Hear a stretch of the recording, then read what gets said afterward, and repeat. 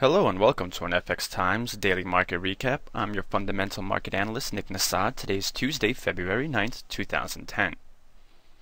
After an uneventful day yesterday in the euro-dollar pair where we saw some sideways trading consolidation, today we saw the euro rise on speculation that perhaps the eurozone is coming up with a bailout plan for fiscally stressed Greece, which helped to boost investor appetite for the euro as well as other riskier assets.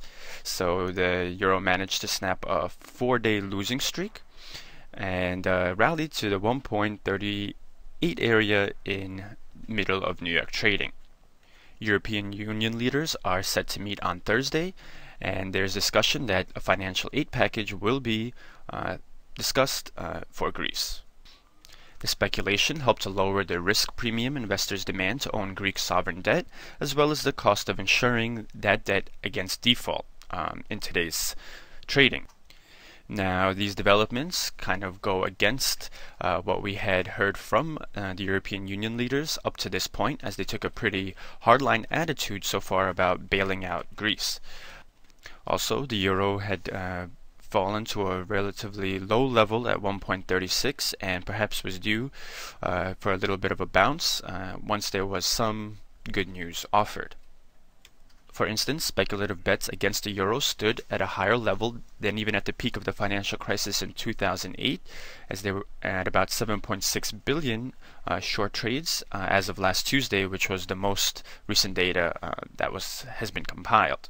This move here around noon New York time is a result of a jump in equities in the US, as the Dow Jones was up almost 2% and gold and oil were also higher.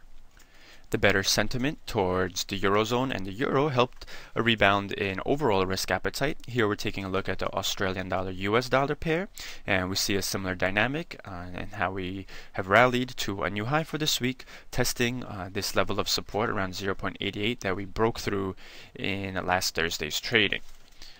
So we can plot that line here. So now we're going to be testing this level as resistance, as a level of support tends to act as resistance once it's been broken. So we'll see what the markets decide to do as we come up against this level.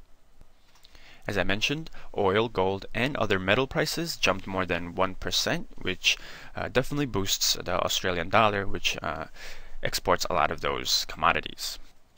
We had a similar bounce in the New Zealand dollar US dollar pair, as it established support here around just above 0.68, and now we managed to move above our resistance from Friday and yesterday's session around 0.6930. The US dollar Canadian dollar pair also benefited from the increase in risk appetite, as overnight first it tested the 1.0770 level, which was our high from Friday, but then we slid all the way down to 1.0660, our low from yesterday. Then we had a bit of volatile trading in the New York session. As you see here, we counter rallied and then we're moving back down again. So we may be establishing a bit of a new range, so with some relatively clear support and resistance levels to watch for the rest of the week. This new resistance level is a little bit higher than the one we had seen the previous 2 weeks here, between 1.07 and 1.0550. The pound dollar pair didn't see the same kind of move in favor of the pound as a result of risk appetite, though we did break above our resistance at 1.5650 in mid-New York trading. Before that, the pound was pressured by some weaker fundamental data that kept it from experiencing the rally that we saw in some of our other risk-sensitive currencies. That data included Britain's trade deficit widening much more than expected in December, which suggests that the weakness in the pound, which should help to make UK exports cheaper abroad, has not really materialized.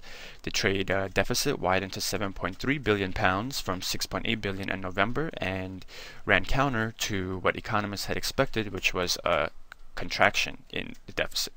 Also, we had a weaker than expected retail sales report, as the BRC Retail Sales Monitor for the month of January showed sales down 0.7% compared to a year ago. That was the worst January sales growth in the 15 years that BRC has been running the survey, and a lot of the reason was blamed on a very cold January. However, customers are becoming cautious again in the face of economic and political uncertainty, so it bears watching how consumer spending fares going forward. Another fundamental release, this time Germany, which also posted its trade balance for the month of December. We had a 16.7 billion surplus, which was slightly smaller than November, but much higher than expectations.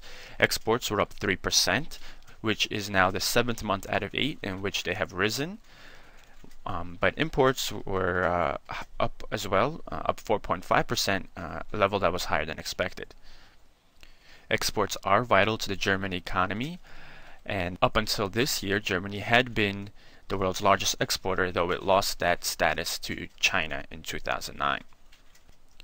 While today's price action was mainly driven by risk sentiment, let's take a look at the upcoming fundamental releases we have for Wednesday's global session. At 6:30 p.m. Eastern, Australia will post its measure of consumer sentiment. That is followed at 6:50 p.m. by Japan's core machinery orders plus a measure of inflation, the corporate goods price index. At 7:30 p.m. we get Australia's home loans, and at 11 p.m. the NZB quarterly business outlook. The home loans figure is important as the RBA is interested in seeing what the recent hikes in interest rates have done to the housing market. This indicator came in weaker than expected.